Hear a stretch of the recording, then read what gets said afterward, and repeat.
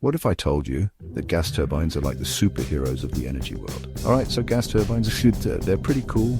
Imagine a machine that can take fuel and turn it into power or thrust. Sounds like magic, right? But it's pure science. First, we have the compressor. Think of it as a giant pump that sucks in air and squishes it to high pressure. Next up, the combustion chamber. Here's where the real action happens. The compressed air meets fuel like natural gas or jet fuel, and they have a little party. This party gets really hot and produces high-pressure gas. Then this hot gas zooms into the turbine. Picture a pinwheel in a windstorm. The gas pushes the turbine blades, making them spin like crazy. This spinning action is what generates power. The turbine is connected to a shaft which drives the compressor and can also turn a generator or help propel a jet engine. So in a jet, this process provides thrust. In a power plant, it makes electricity.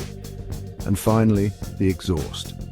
The leftover hot gases are expelled out, either giving the jet an extra push or just being released into the atmosphere. So to recap, compress the air, burn the fuel, spin the turbine, and voila!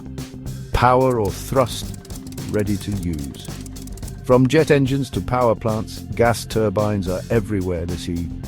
And now you know how they work. Pretty neat.